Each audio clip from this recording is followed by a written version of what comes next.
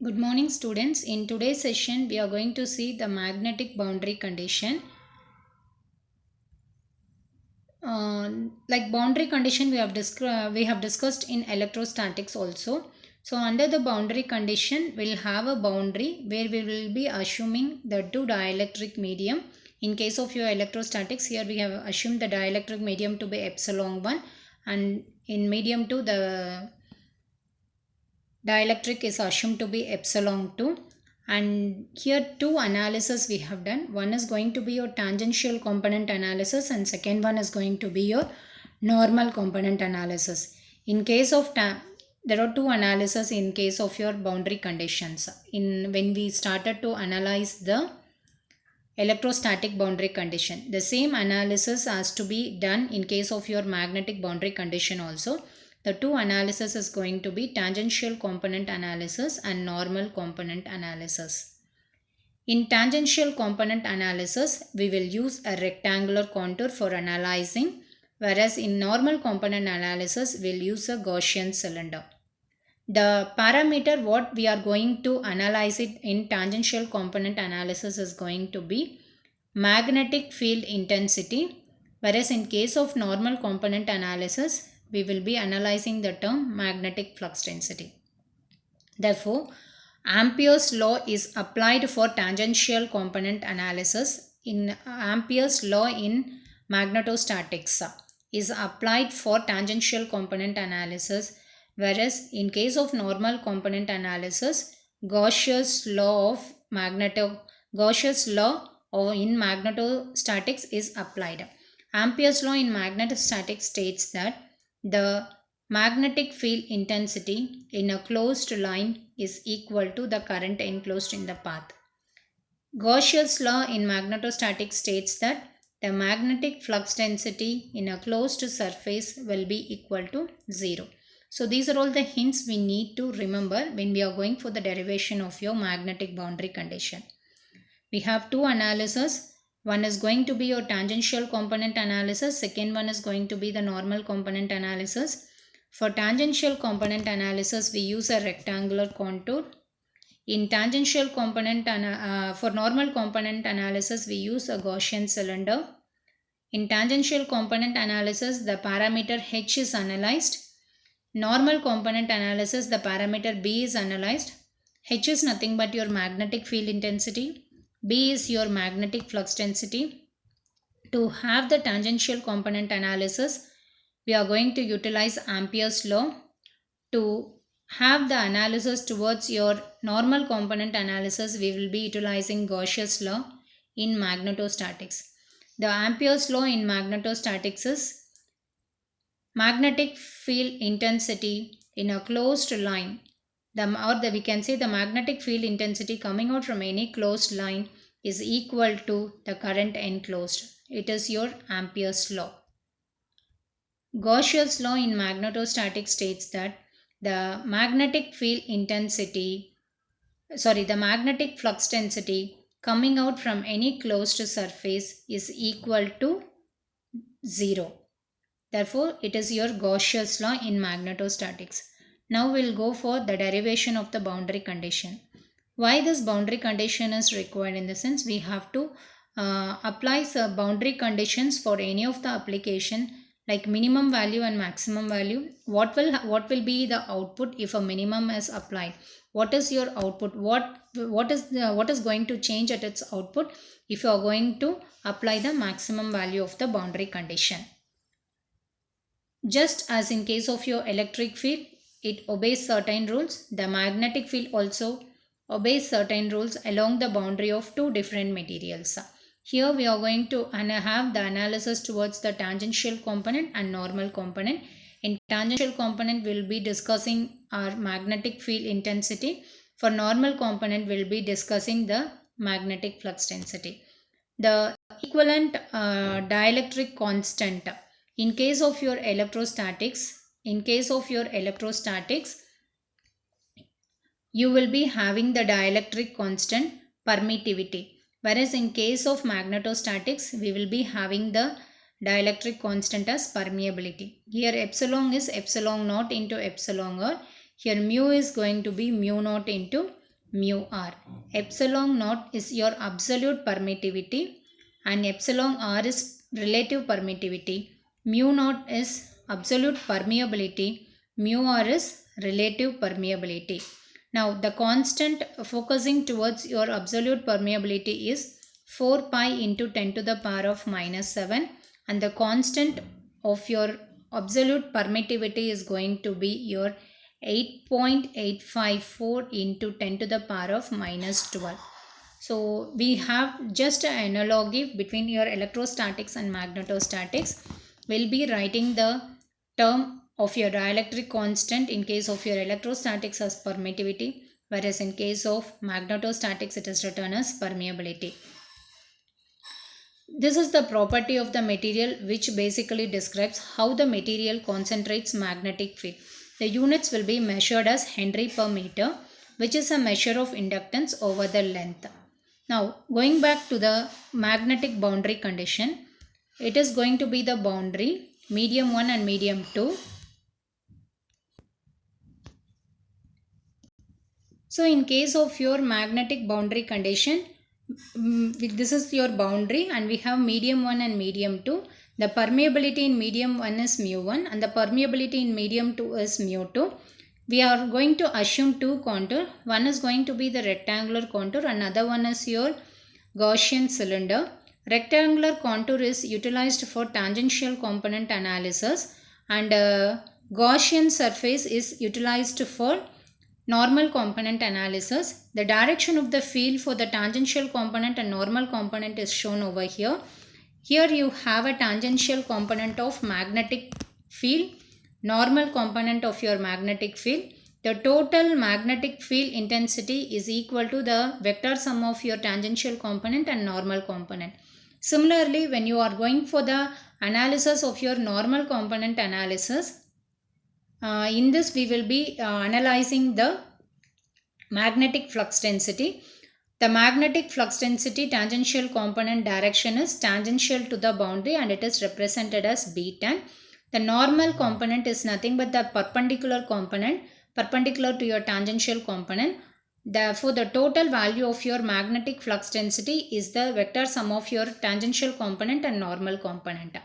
First, we will go for the tangential component analysis of your magnetic boundary condition. For tangential component, we will assume a rectangular contour.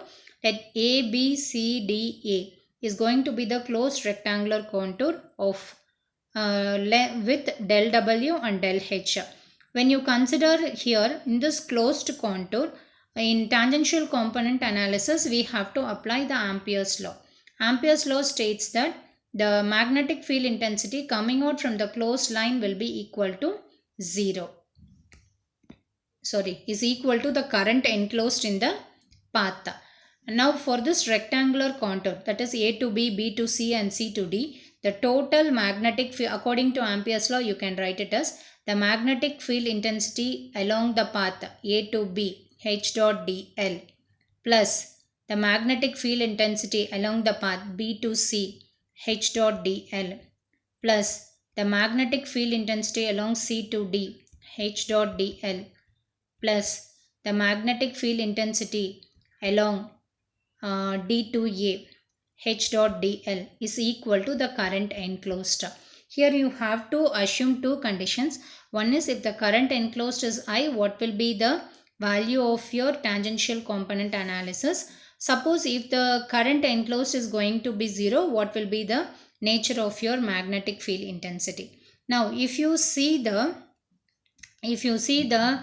magnetic field intensity towards your B to C and D to A, it is going to be equal to 0. Why? Because as del H approaches 0, the field at between B to C and D to A is going to get 0. Therefore, in the present equation between B to C and D to A, the magnetic field intensity is equal to 0.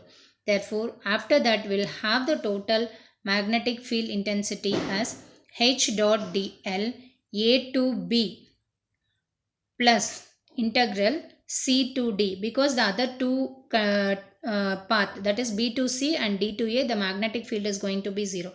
Between C to D, the magnetic field is going to be H dot dl, which is equal to current enclosed I. When you look at the direction of the current over here, the current from B to A flows from left to right, and if it is going from to C to D, it is opposite. When you check the current direction between A to B and C to D, it is going to be opposite, and therefore the field exist will also be opposite, and hence we can write the current as like this. Therefore we'll get the equation H into H1 into del W1. Here the tangential component is analyzed, so I can write HT1 into del W minus HT2 into del W is equal to I into del W. From this, if you take del W as constant, you will get HT1 minus HT2 is equal to current I. If the current enclosed in the path is equal to 0, then we will get HT1 is equal to HT2, where from this equation it is understood that between boundary, if the current enclosed I is going to be 0, the tangential component of the magnetic field intensity is going to be continuous. That only here I have been explained over here.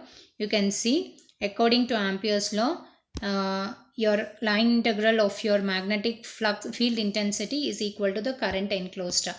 It is going to be the total magnetic field intensity in the closed rectangular contour, and you can, after deriving, you will get the value as like this.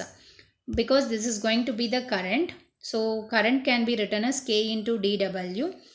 H tan del W minus H tan del W is equal to K into dW. dW, if you are getting cancelled, then you will get H tan 1 is equal to H tan 2, which is equal to K. In vector form, if you write H tan 1 minus H tan 2 is equal to unit vector in the direction of 1 to 2, we need to write. If you assume the constant K to be equal to 0, then you will get H tan 1 is equal to H tan 2. In this situation, we can say that the magnetic field intensity is continuous across the boundary. Suppose if you are not considering the K to be constant, you will get the equation as such H tan 1 minus H tan 2 is equal to K. This is your second condition. That is, if the boundary is going to be free of current, that is if the boundary is not carrying any current, then we can say here HT1 is equal to HT2. In the, for this particular equation, at the boundary, the tangential component of your magnetic field intensity is going to be continuous, whereas the tangential component of magnetic flux density is discontinuous. This is the analysis that we have come across under the tangential component boundary condition. Next one, for this, if you assume the angle of refraction, you can see normal component vector is shown parallel to your z-axis, and tangential component vector is shown perpendicular to the normal component, and the angle made alpha 1 and alpha 2 is nothing but the angle made between the field and the normal to the surface. This is going to be the normal to the surface. To the normal to the surface, the angle made is alpha 1 and alpha 2. With respect to alpha 1 and alpha 2, if we wanted to analyze the normal component of your magnetic flux density and tangential component of your magnetic field intensity, we have to take the tan alpha 1 and tan alpha 2. Taking tan alpha 1 and tan alpha 2, we have got the equation tan alpha 1 is equal to b tan 1 divided by bn1. Tan alpha 2 is equal to b tan 2 divided by bn2. Substituting one over the other, we'll get tan alpha 1 divided by tan alpha 2 is equal to b tan 1 by bn1, bn1 by bn2. If you are going to consider the normal component vector to be same, because in case of your tangential component analysis, the normal component of the tangential component of your magnetic field intensity is continuous, whereas the tangential component of your magnetic flux density is discontinuous. So here both bn1 and bn2 are going to be equal, and so we are going to cancel these two terms. We are going to consider only bt1 and bt2. After that, we got the equation tan alpha 1 by tan alpha 2 is equal to b tan 1 divided by B tan 2, which is equal to mu r1 divided by mu r2. The next analysis is the normal component analysis of the boundary condition for the boundary condition. In this, we are going to assume a Gaussian cylinder. The Gaussian cylinder surface area is del S and it is going to be del H. Here what we are going to do, we are going to apply the Gauss's law. Gauss's law in case of your magnetostatic states that it is the magnetic flux density coming out from closed surface is equal to 0. Now for this particular Gaussian surface, if I wanted to write the equation pertaining to this Gaussian cylinder, we'll get the magnetic flux density along your top surface and magnetic flux density along your bottom surface and magnetic flux density along your side faces is equal to 0. Now the top face magnetic flux density, if you are assuming the top face magnetic flux density to be positive, you can assume the bottom face magnetic flux density to be negative. It is just like flux entering and flux leaving. Any of the concept you can use. Flux entering can be assumed as positive and the flux leaving can be assumed as negative, or vice versa. Flux entering can be assumed as negative, flux leaving can be assumed as positive. Here as del H approaches 0, that side faces of your magnetic flux density is going to be 0. Therefore, finally we'll have only the top face and bottom face magnetic flux density. So we can write the top face and bottom face magnetic flux density as Bn1 into del S. Similarly, bottom face magnetic flux density can be written as Bn2 into del S. As the top face and bottom face magnetic flux densities are going to be opposite, we can write Bn1 is equal to Bn2. When you after substituting, we'll get the equation Bn1 is equal to Bn2. Looking at this equation, it is understood that the normal component of your magnetic flux density is continuous, and from this if you are deriving it for magnetic field intensity, B is equal to mu into H. For Bn1 you can write mu1 into Hn1. For Bn2 we can write it as mu2 into Hn2. So when you solve for Hn1 and Hn2, it will be discontinuous. Therefore, in a boundary between the magnetic, at the boundary, the normal component of your magnetic flux density is continuous, whereas the normal component of your magnetic field intensity is discontinuous. So this is the boundary condition relating to magnetostatics. Thank you, students.